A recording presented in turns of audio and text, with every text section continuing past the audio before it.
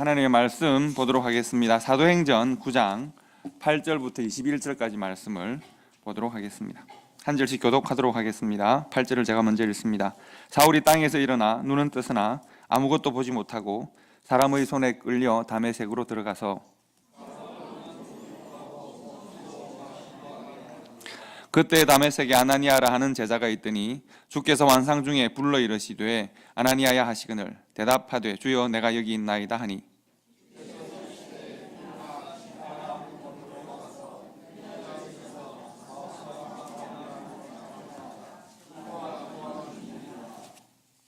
그가 아나니아라 하는 사람이 들어와서 자기에게 안수하여 다시 보게 하는 것을 보았느니라 하시거늘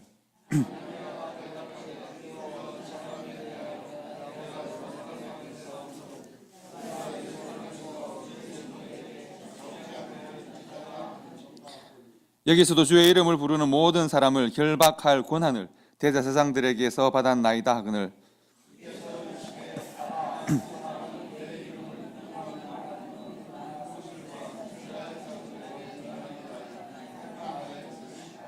그가 내 이름을 위하여 얼마나 고난을 받아야 할 것을 내가 그에게 보이리라 하시니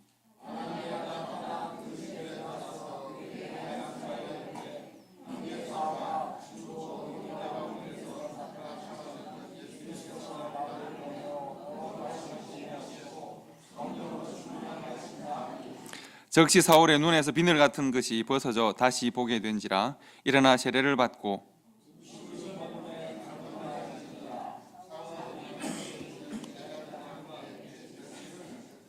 즉시로 각 회당에서 예수가 하나님의 아들이심을 전파하니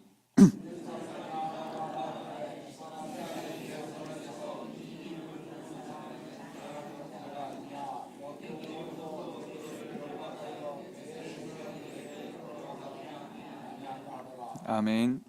제가 지난주에 말씀을 통해 여러분들에게 숙제를 하나 내드린다고 그랬는데 기억나십니까?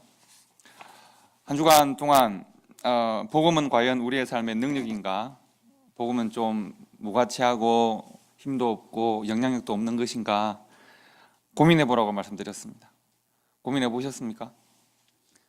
복음은 십자가는 내 삶에 나를 변화시키고 내 마음을 변화시키고 내 가정과 교회를 또 교회를 통하여 지역사회를 변화시키는 힘, 능력, 은혜입니까? 아니면 십자가는 그냥 십자가입니까? 복음은, 십자가의 복음은 우리의 삶에서 어떤 일을 하고 있습니까? 나 예수 믿습니다. 여러분에게 그것을 묻는 것이 아닙니다. 예수를 믿는가 믿지 않는가, 구원받았습니까? 이것을 묻는 것이 아니라 그래서 십자가가 여러분 안에 들어왔는데 하나님께서 여러분들에게 구원의 은혜를 선물로 주셨는데 근데 여러분은 그 십자가를 어떻게 사용하고 있는지를 여쭤본 것입니다. 십자가는 능력입니까? 아니면 십자가는 좀 성경에서 말하는 대로 미련한 것입니까? 바보 같은 논리입니까? 예수 그리스도의 십자가의 죽음은 여러분과 저를 변화시키는 힘입니까? 아니면 예수님은 그렇게 죽으셨고 내 삶에 별 영향력이 없습니까? 이쪽입니까? 이쪽입니까? 제가 말씀 준비하다 보니까 10년 전쯤에 제가 여러분들에게 한번 소개를 드렸던 제 군대에 있을 때 사격 훈련했던 기억이 하나 났었습니다. 말씀드리려고요. 주보에 자세하게 실어놨습니다. 이런 이야기입니다.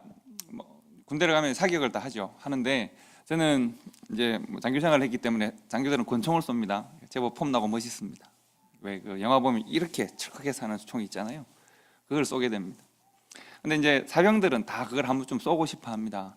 미국에는 총 쏠 일이 많지만 한국에서는 그런 일이 잘 없으니까 한 번만 이런 일이 많습니다.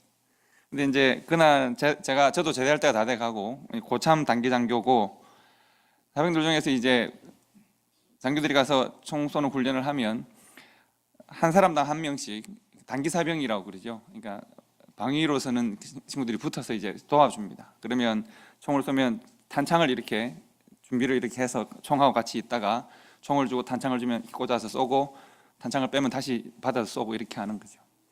그날은 20발 정도를 쏘게 되어 있었던 것 같습니다. 그러면 20발을 쏘려고 하면 이제 7발, 6발을 이렇게 탄창에 준비를 해가지고 갑니다. 가서 딱 다들 사선에 서면 총을 주면 이렇게 받아서 7발을 쏘고 7발을 쏘고 6발을 쏘고 이제 다 마치면 돌아오면 되는 겁니다. 그날 저를 도와주던 친구가 김상병이라고 아직도 기억이 나는데 아주 조그맣고 통통한 친구가 있었습니다. 성균관대학교를 다니다 온 친구예요. 서울에 학교를 다니다 온 친구였는데요. 진주 고향에 내려와서 이제 단기 사병을 하고 이제 마지막 한 달 채 남지 않은 그런 친구였습니다. 근데 아주 곰살맞고 좀 약삭 빠르기도 하고 머리가 좋은 친구여서요.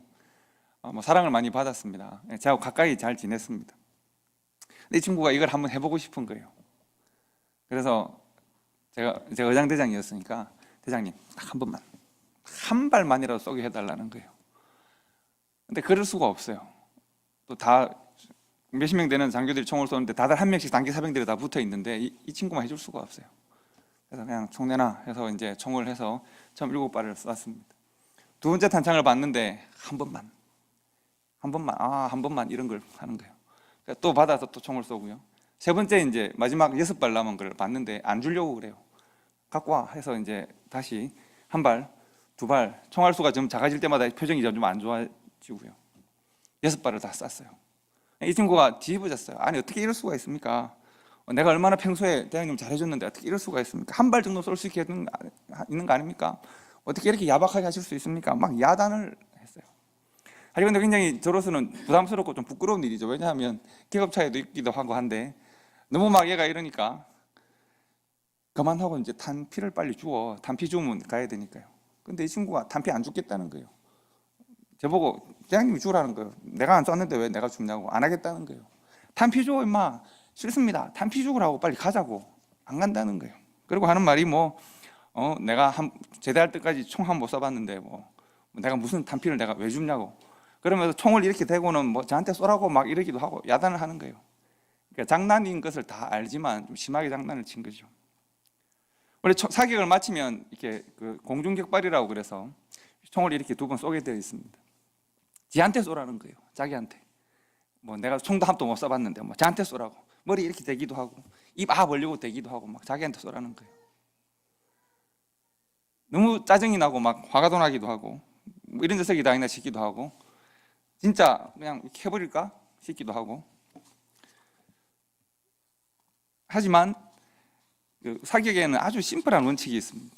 말씀드린 대로 사격이 끝나면 내가 생각한 총알을 다 넣었다고 하더라도 다 격발했다고 하더라도 마지막으로 점검해야 합니다. 사람은 실수할 수 있으니까 공중 격발, 절대 사람에게 총구를 향하지 않고 사람에게 총구가 오지 않게 해서 총을 쏴야 됩니다. 그러면 긴 총이든 짧은 총이든 마찬가지입니다. 그래서 제가 이 녀석을 이렇게 멀리하고 이 녀석아 좀 가만히 좀, 그리고 공총 맞으면, 공총이라고 그러거든요. 총알이 없는 총을 공총 맞으면 3년 동안 재수업 된다. 좀 가만 좀 있어라 하고는 제가 이렇게 했습니다. 저한테 쏘라고 하는 걸 제가 그냥 이렇게 마지막 공중격발을 하는 거죠. 이렇게 했는데 빵 소리가 났습니다. 총알을 개수를 잘못했던 거죠. 이 친구는 뒤로 넘어져 버렸습니다. 저도 너무 놀랐습니다. 그때 이미 총을 다 쏘고 우리 장난치는 것을 보고 있었던, 웃으면서 보고 있던 사람들이 다 정지가 다 됐습니다. 와. 왜냐하면 총을 가지고 막 여기 쏘라고 하는 걸 다 봤거든요. 제가 가끔씩 그때 생각을 합니다. 어떻게 됐을까요? 만약에 막 이럴 때 이 녀석하고는 제가 이렇게 했으면 어떻게 됐을까요? 여기 설교 못하고 있겠죠, 그죠? 예. 많이 아팠을 거예요, 그죠? 큰일 날 뻔했던 것이죠. 아주 짧은 순간이었는데 정말 큰 일이 발생할 뻔했죠.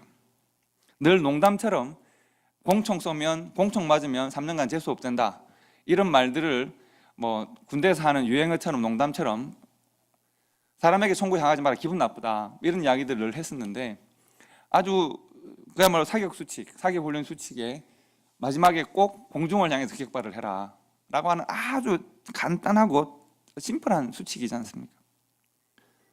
근데 그 원칙을 제가 지키지 않았다면 아마 저는 군대 생활에 보호받지 못했겠죠. 원칙은 지킬 때 능력이 됩니다. 우리를 보호합니다. 그저 알고 있는 거, 말만 하는 거, 생각하는 원칙은 아무런 힘이 없습니다. 내가 원칙을 지켜야 그것이 내 힘이 되고 나를 보호하는 것이죠. 제가 여러분께 강조하는 목회를 하는 중에 여러분께 강조하는 말이 있습니다. 예수 믿지 않는 사람에게 있어서 복음은 과연 뭘까요? 예수 안 믿는 사람에게 복음을 전할 때 여러분 어떻게 전하십니까? 예수가 우리의 구주십니다. 예수를 믿으면 구원을 맞습니다. 하나님은 당신을 사랑하시고 당신을 향한 놀라운 구원의 계획을 가지고 계십니다. 복음입니다. 여러분과 저는 이 정도는 다 받아들이고 있지 않습니까? 예수는 우리의 구주십니다. 우리를 구원하십니다. 십자가는 우리를 위한 것입니다. 여러분 그렇지 않습니까? 자, 그러면 그것을 받아들인 우리들에게는 복음은 무엇입니까? 우리는 이제 복음은 우리들에게는 이미 갖고 있으니까 아무런 필요가 없을까요? 복음을 이미 받아들인 여러분과 저 성도들에게는 복음이라고 하는 것은 과연 어떤 것이 복음일까요? 예를 들면 야곱의 형인 에서를 한번 생각해 보십시오. 이삭의 두 아들, 그 중에 장남이었던 에서를 생각해 보십시오. 여러분, 에서는 하나님을 믿었다, 믿지 않았다. 어느 것일까요? 에서는 하나님을 믿었을까요, 안 믿었을까요? 아브라함의 손자, 이삭의 아들, 그것도 장남, 에서는 나면서부터 하나님의 언약을 잇는 계보의 가정에 태어나서 장남으로 태어나서 어릴 때부터 함께 예배하고 제사했을 에서는 하나님을 알고 하나님이 우리 하나님이라는 것을 믿었을까요, 믿지 않았을까요? 저는 믿었을 것이라고 생각합니다. 당연하게 생각했을 겁니다. 그런데 에서의 삶의 결과는 축복의 계보에서 제외됩니다. 그는 이스라엘을 괴롭히는 이방 족속의 조상이 됩니다. 성경은 그 이유를 뭐라고 말하느냐 하면 창세기 25장 34절을 보시면 그 이유를 밝혀줍니다. 야곱이 떡과 팥죽을 에서에게 주며 에서가 먹고 마시고 일어나 갔으니 에서가 장자의 명분을 가볍게 여김이라. 에서에게 있어서 에서가 하나님을 믿는가 믿지 않는가를 묻는 것이 아니라 하나님이 그에게 준 삶에서의 복음을 그가 받고 지키고 그 복음의 가치도로 살았는가를 묻고 있는 것입니다. 나면서부터 언약의 가정에 태어나서 제사하고 하나님 섬기고 당연히 축복은 내 거야, 당연히 나는 복 받는 거지 라고 생각했었던, 그래서 하나님의 언약이 그렇게 중요하지 않았던 한 사람, 우리와 별반 다르지 않은 한 사람, 에서입니다. 내가 의지를 가지고 노력하지 않아도 복은 당연히 내 것이다 라고 생각했던 그의 안일함이 그의 삶을 바꾸어 놓았습니다. 아마도 에서는 이후에 야곱에게 팥죽을 받고 팔아버렸던 그 장자의 명분, 농담처럼 여겼던, 너무나도 당연하게 생각했던, 그러나 잃어버린 그 장자의 명분을 생각하면서 아마도 깊은 후회와 한숨을 내쉬었을 것입니다. 여러분, 그에게 있어서 가장 중요한 삶의 복음은 당연히 아브라함과 이삭과 그 아브라함과 이삭의 계보를 잇는 축복의 약속임을 그가 알고 있을 것입니다. 그러나 그가 실천해야 될 삶의 복음은 뭡니까? 하나님께서 허락하신 복음이 있고 그가 실천해야 될 삶의 복음이 있는데, 그것은 그 복을 귀하게 여기고 복 받은 자로 매일매일의 삶을 선택하고 살아가는 데 있습니다. 성공했을까요? 실패했을까요? 실패했습니다. 그는 그것을 가볍게 여겼다고 했습니다. 경홀하게 여겼다고 했습니다. 그래서 그는 축복의 계보에서 멀어지게 됩니다. 저는 비슷한 예가 출애굽 시대의 아간이라는 사람이 있습니다. 그리고 예루살렘 교회, 초대교회 아나니아라는 신약교회 사람도 있습니다. 이 두 사람도 같은 맥락에서 생각을 할 수가 있습니다. 여러분, 아간이라는 사람이 하나님을 믿었을까요, 믿지 않았을까요? 아간은 어떤 사람이냐 하면 이스라엘 12지파 가운데 유다 지파의 자손입니다. 구원받은 이스라엘 백성 중에 있었고요, 출애굽을 경험했습니다. 노예로 태어났는데 보니까 하나님께서 재앙을 내리십니다. 놀라운 능력을 발휘해 주십니다. 그런가 했는데 홍해가 갈라집니다. 광야에 나왔더니 만나와 메추라기를 하나님께서 공급하십니다. 구름기둥과 불기둥이 그들을 보호합니다. 바위를 때리니까 물이 나옵니다. 와, 이건 정말 놀라운, 모세가 손을 드니까 이스라엘이 전쟁에서 이기고 손을 내리니까 기도의 손이 떨어지니까 전쟁에서 지는, 하늘에 해가 멈추는 이 모든 역사를 아간이 다 경험했습니다. 그리고 마지막 경험은 뭘까요? 그 큰 성, 여리고성을 돌기만 했는데 성이 안쪽으로 다 무너진 거예요. 와, 정말 놀라운 경험을 했습니다. 왜 우리가 그런 이야기 하지 않습니까? 내가 한 번 뭔가 짜릿한 경험을 하면 신앙생활 정말 열심히 할 건데, 이런 생각하지 않습니까? 아간은 날마다 짜릿짜릿한 거죠. 날마다 놀라운 은혜를 경험하고 살았습니다. 그리고 아간은 아마 자신도 하나님의 언약의 백성이자 믿음을 가지고 산다는데 아마 의심이 없었을 겁니다. 그런데 그가 성이 무너지고 그가 성 안으로 들어갔을 때 무너진 성에서 귀한 것을 발견합니다. 금과 은 보화를 발견하고 아주 아름다운 옷을 발견하는데 한 번도 노예로 살고 광야에 살았을 때 단 한 번도 보지 못하고 만져보지 못했던 것들입니다. 마음에 욕심이 생겼습니다. 자, 여러분, 그가 하나님을 믿지 않았던 것 아니고, 그가 이스라엘 백성이 아니었던 것도 아니고, 유다 족속이 아니었던 것도 아니고, 그가 승리하지 않았던 것도 아니고, 그가 영적 경험이 없는 것도 아닙니다. 그가 여호수아가 그 성에 들어가면 무엇을 해야 된다라고 하는 것, 하나님께서 이스라엘 백성들에게 가나안에 유혹되기 쉬우니까 모든 것을 다 태우라고 말씀하십니다. 그 말씀을 모르는 것도 아닙니다. 다 안다고요. 다 압니다 라고 그는 아마 말을 할 텐데, 문제는 그가 알고 있는 그 자신을 이스라엘 백성이라고 생각하고 하나님의 택한 백성이라고 생각하고 그가 알고 있는 여호수아의 그 명령을 구체적인 유혹과 시험의 문제를 만났을 때 그 명령을 선택하고 시험을 이기지 못한 것이 그의 문제입니다. 제가 지난주에 복음 들고 산을 넘는 문제를 말씀드렸습니다. 이 아간은 하나님의 말씀을 가지고 있고 하나님의 귀한 복음을 자기 것이라고 생각했었는데 그것을 들고 정작 재물의 유혹을 이기지 못합니다. 눈에 보이는 화려함을 이기지 못합니다. 아나니아 또한 마찬가지입니다. 신약교회 예루살렘 교회 아나니아라는 사람이 있습니다. 여러분, 신약교회 예루살렘 교회는 예수를 믿으려면 교회의 회원이 되려고 하면, 교회의 일원이 되려고 하면 어떻게 해요? 목숨을 걸어야 됩니다. 그의 신앙이 진지했을 것입니다. 그는 복음을 믿어서 성도가 되었습니다. 그리고 자신의 재산을 정리해서 교회에 내어놓고 교회에 헌신할 수 있을 정도의 큰 믿음이 있는 사람입니다. 다만 그 중심에 문제가 있습니다. 그는 신앙의 동기가 된 행위와 명예욕이 동기가 된 행위를 구분하지 못했습니다. 그러다 보니까 내가 헌금을 내고 하나님의 헌신하는 것만 생각을 해야 될 텐데 그 결과도 생각하고, 그러다 보니까 아깝고, 그러다 보니까 일부만 내고 일부를 숨기고 다 냈다고 말을 해서 명예를 얻고자 하는 그런 욕심을 가지게 됩니다. 여러분, 그에게 복음이 없어서 문제가 된 것이 아니라 복음이 그의 구체적인 선택의 동기가 되지 못하기 때문에 문제가 되는 것입니다. 이 말씀을 여러분 이해하시겠습니까? 그에게 복음이 없는 것이 문제가 아니라 그가 구체적인 선택과 판단을 할 때 복음이 자신의 내면의 동기가 되지 못하는 것이 문제라니까요. 아간과 아나니아가 믿는가 믿지 않는가의 문제로 징계를 받은 것이 아닙니다. 복음이 그들 속에 있는가 없는가의 문제로 징계받은 것이 아닙니다. 문제는 어디 있는가? 그들이 그들의 삶에서 복음을 가치 없는 것, 미련한 것으로 만들어 버린 것입니다. 복음은 힘이 없습니다. 아간은 이스라엘 백성인데, 아나니아는 초대교회 성도인데, 그런데 구체적으로 그들은 복음으로 그들의 삶에 유혹이 다가오고 시험이 다가왔을 때 복음으로 그 산을 넘어서지 못했습니다. 그들에게 복음은 좀 힘이 없고 쓸모가 없습니다. 내 마음과 삶의 한 구석에 복음이 자리 잡고 있긴 한데 복음이 나의 시험, 나의 유혹, 나의 생각, 나의 판단, 나의 결정에 영향을 미치지 않습니다. 내가 이스라엘 백성이고 나는 구원받은 성도이다 라고 하는 확신을 주는 액세서리 정도에 불과합니다. 하나님께서 그들을 책망하시고 그들을 징계하십니다. 왜 너희들은 돌이켜볼 만한 충분한 시간이 있는데 돌이켜보지 않았는가? 아간이라는 사람이 그득그득 이스라엘 백성들이 큰 성 여리고를 함락시키고 이제 작은 성 아이성을 이제 무너뜨리려고 하는데 이스라엘 백성들이 그득그득 수만 명의 사람이 죽습니다. 작은 성과의 전투에서 계속 집니다.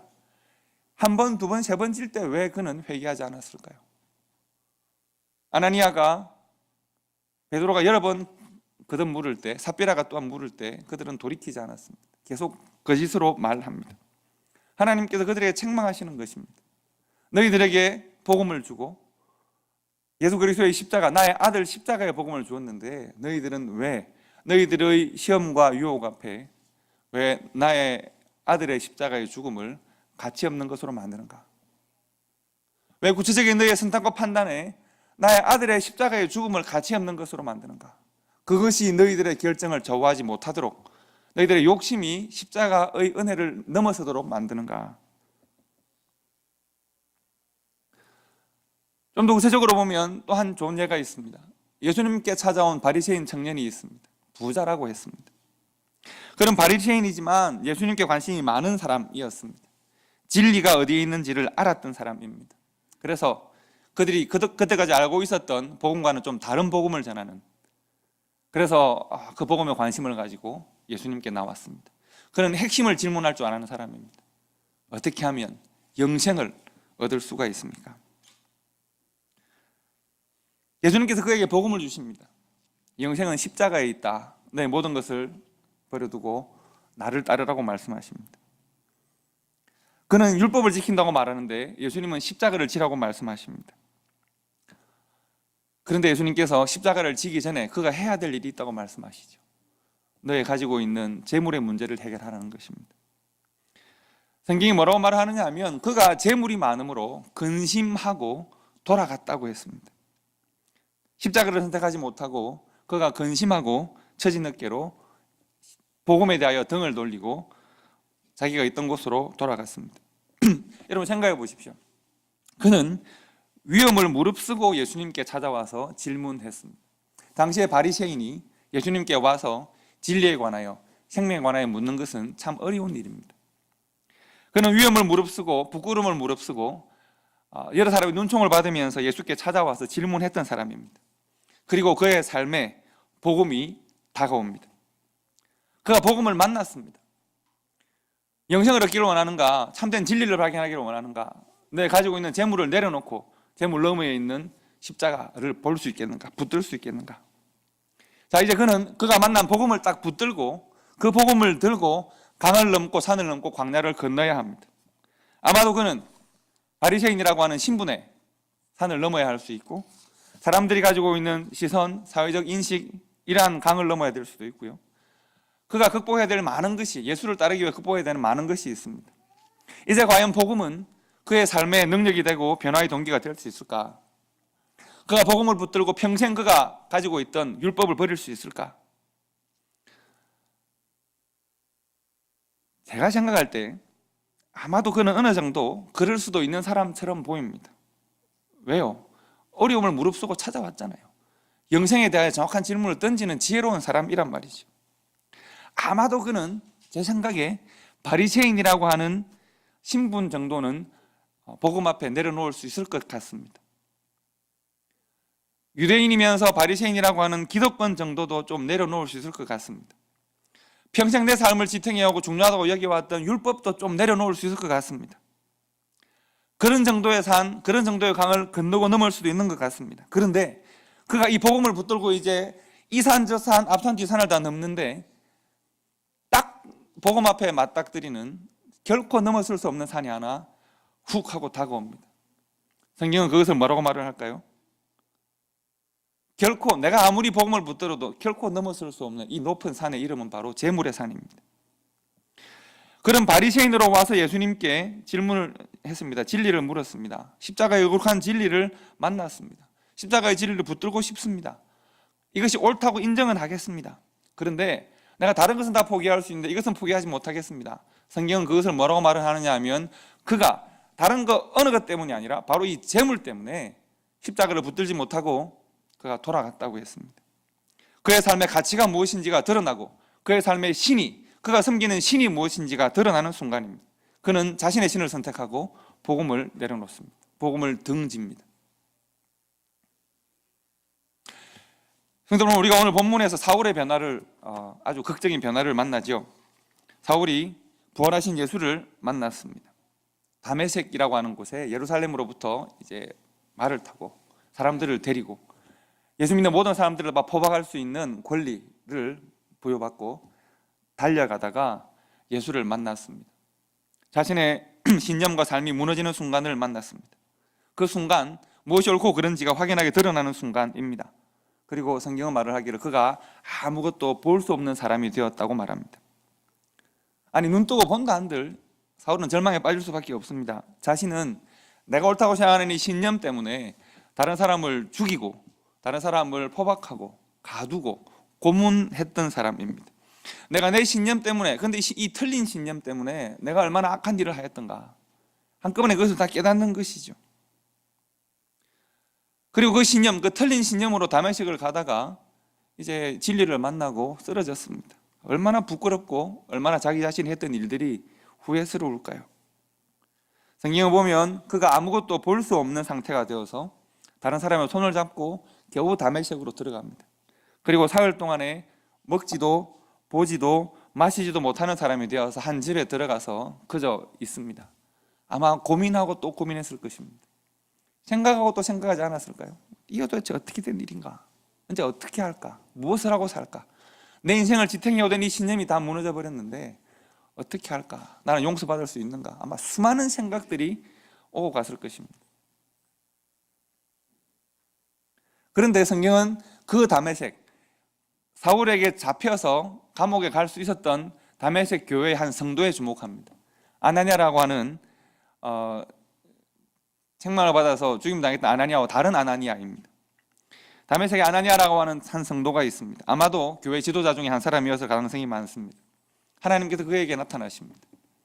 그리고 그에게 말씀하시기를 어디 다메섹에 직가라 하는 거리로 가면 어디에 가면 누구의 집에 사울이라는 사람이 있는데 가서 그를 위하여 기도하라는 것입니다.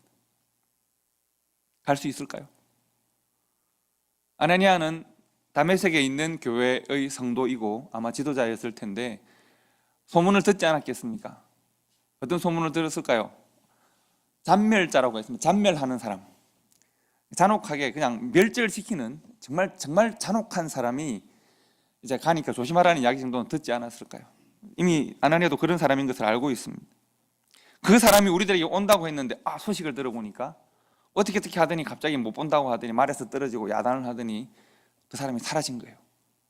하나님께서 우리를 구원하셨다고 생각했을 것입니다. 하나님께서 우리를 이렇게 도우셨구나 아멘 했는데 하나님이 나타나서 그 사람이 너한테 오지 않으니 네가 그 사람한테 가라 뭐 이런 거예요. 와, 이거 어떻게 하죠? 갈 수 있을까요? 그가 앞이 보이지 않는 상태가 되어서 자신들 찾아올 수 없는 것은 다행스러운 일이라고 생각했는데 지금 나더러 지금 거기 가라고요? 하나님 안 되겠습니다. 아나니아는 안 되겠다고 말을 합니다. 하나님, 그 사람이 어떤 사람인지 아십니까? 그 사람은 얼마 전까지 우리의 형제 스데반을 죽인 사람입니다. 지금 다메섹으로 도망와 있는 이 사람들 중에서 그 사람 때문에 가족을 잃고 그 사람 때문에 슬픔을 당한 사람이 한둘이가 아닙니다.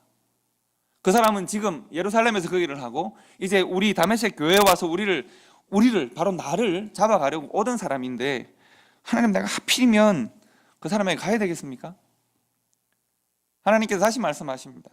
다 안다 하지만 내가 이제 그 사람을 이방인을 위한 선교의 도구로 쓰려고 한다. 가라는 것입니다. 자, 여러분 같으면 어떻게 하시겠습니까? 이 짧은 순간 아나니아가 넘어야 될 것이 너무 많습니다. 두려움도 넘어야 할 겁니다. 이 얼마나 나를 핍박으로 오는 이 사울이 얼마나 두려웠을까요? 두려움도 넘어서야 합니다. 의심도 넘어서야 합니다. 이 사람이 진짜 하나님, 이 사람 진짜 회개한 건 맞습니까? 그런 생각 들지 않을까요? 사울이 나중에 예루살렘 교회로 돌아가서 얼마나 미안했을까요? 예루살렘 교회를 핍박했으니까. 예루살렘 교회로 돌아가서 교회에 합류하고 싶은데 예루살렘 교회 성도들이 잘 받아주지 않습니다. 의심한단 말이에요. 그때 바나바가 함께 가서 보증을 하는 장면이 나옵니다. 사람들은 이 의심의 한계를 넘어서기가 힘든데 아나니아도 그렇지 않을까요? 하나님 진짜 맞습니까? 하나님 좋습니다. 그러면 정말 그가 회개했다고 치고 그가 하나님께 용서를 받았다고 칩시다. 근데 하나님, 나는 용서가 도대체 안 됩니다. 이럴 수도 있잖아요. 여러분 그런 경험 없으십니까? 우리가 교회 안에서 하나님께서 우리 모두를 사랑하시고 나를 사랑하신 것처럼 저 성도도 사랑하시고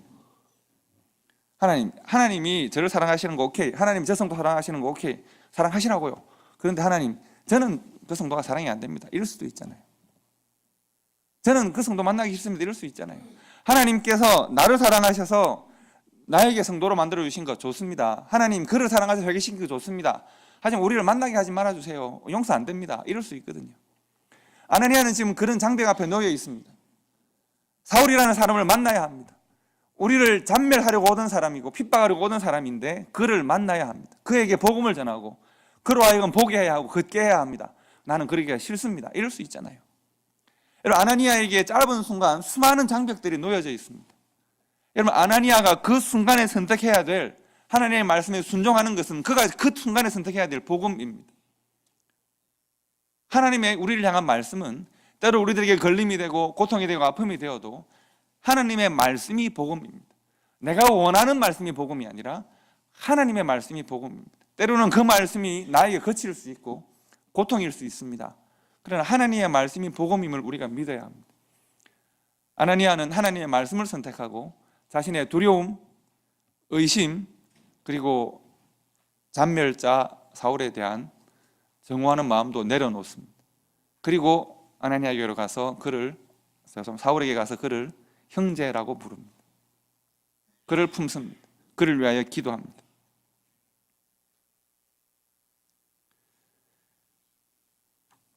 그리고 아나니아는 사울을 데리고 어디로 갈까요? 다메섹 교회로 갑니다. 다메섹에 있는 형제들에게로 갑니다. 이 사람을 다메섹 교회에 소개합니다.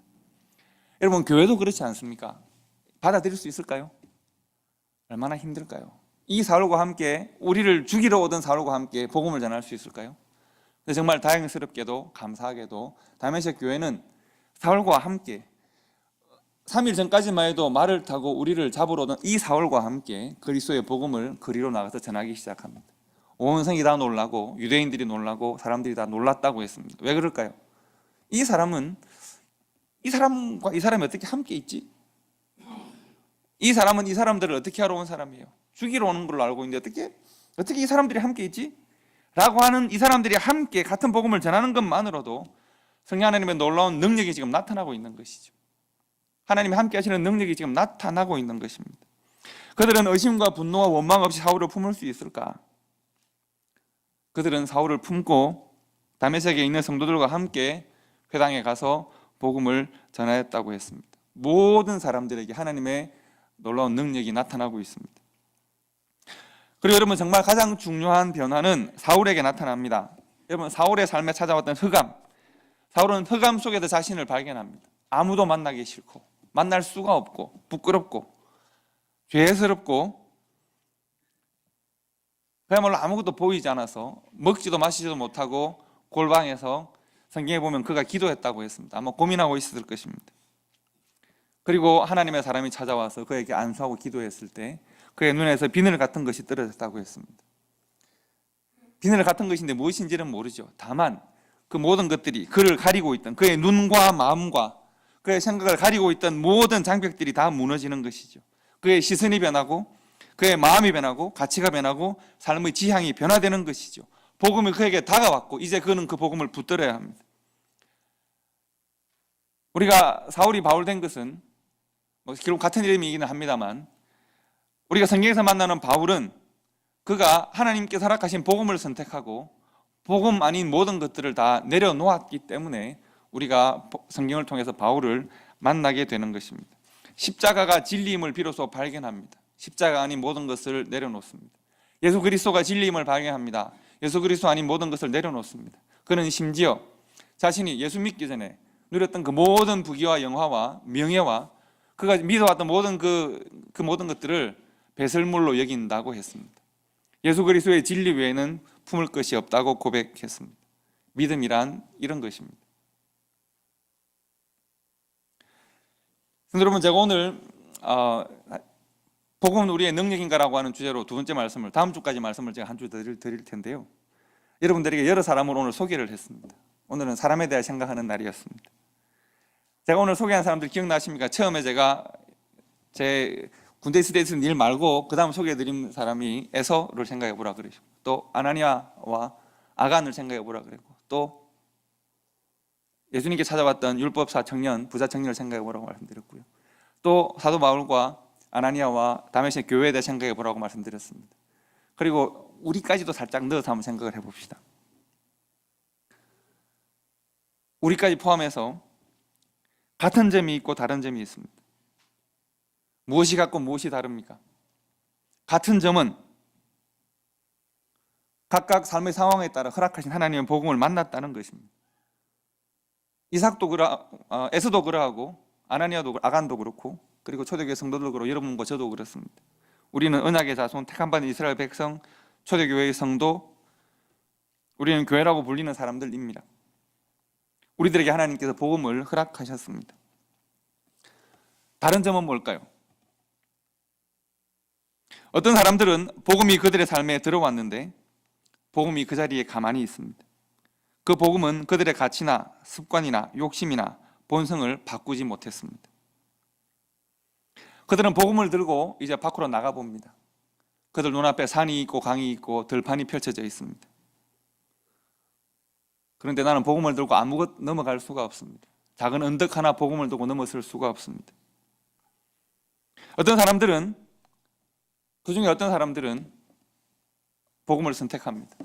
그리고 차이를 만들어내기 시작합니다. 하나님의 복음을 만난 것은 다 똑같은데 중요한 차이들이 발생하기 시작합니다. 어떤 사람들이 복음이 들어오자 복음에 합당하지 않은 것들을 넘어서려고 발버둥칩니다. 복음에 합당하지 않은 것들을 버리려고 발버둥칩니다. 복음을 붙들었더니, 십자가의 가치를, 예수 그리스도의 은혜를 붙들었더니 그것 아닌 모든 것들이 내 삶에 부정하다고 깨닫습니다. 그래서 복음에 합당하지 않은 것들을 넘어서고 지나가고 버릴 줄 아는 용기와 지혜를 가집니다. 복음을 들고 산을 넘고 강을 넘고 들판을 지나갑니다. 오직 복음이 인도하는 삶을 선택하기로 결정합니다. 아나니아가 그랬습니다.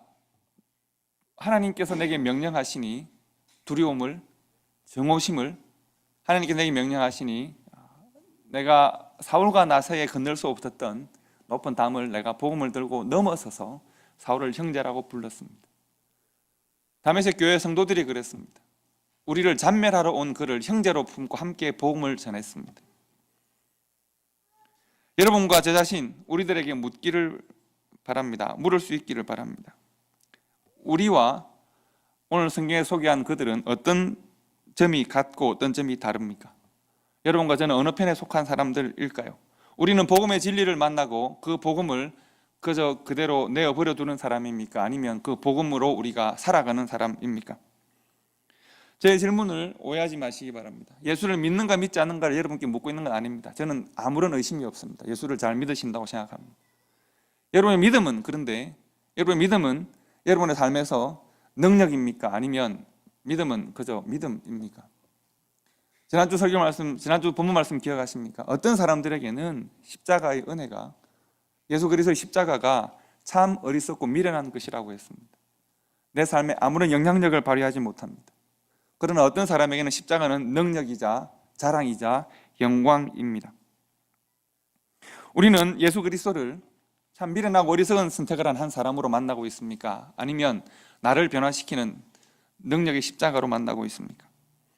우리의 선택, 우리의 결정, 우리의 판단은 어떻습니까? 내가 예수를 믿음으로, 내가 십자가를 선택함으로 내가 오랫동안 가지고 왔던 습관을 내려놓을 수 있을까요? 내가 중요하게 여기는 가치들을 내가 넘어설 수 있을까요? 내 과거의 어두운 기억들을 내가 극복할 수 있을까요? 내 욕심과 내 욕망을 내가 넘어설 수 있을까요? 예수를 믿는 믿음으로, 십자가를 붙들므로 내가 복음을 들고 산을 넘는 아름다운 발걸음으로 내가 뛰며 찬양하며 살아갈 수 있을까요? 제가 다음 주에 여러분들에게 한 번 더 이쪽으로 말씀을 나눌 텐데요. 여러분, 다음 주에도 같은 질문을 드리겠습니다. 복음은 우리에게 가치 없는 예수에 관련된 이야기에 불과합니까? 아니면 복음은 여러분과 저를 변화시키고 세상을 변화시키는 하나님의 놀라운 능력이자 영광으로 역사하고 있습니까? 고민하시고 한 주간 동안 부지런히 복음으로 사시고 다음 주에는 여러분들 가운데 복음은 능력이었습니다, 복음은 우리의 자랑입니다 하고 간증할 수 있는 한 주간의 삶이 되시기를 주님 이름으로 축복합니다. 기도하겠습니다.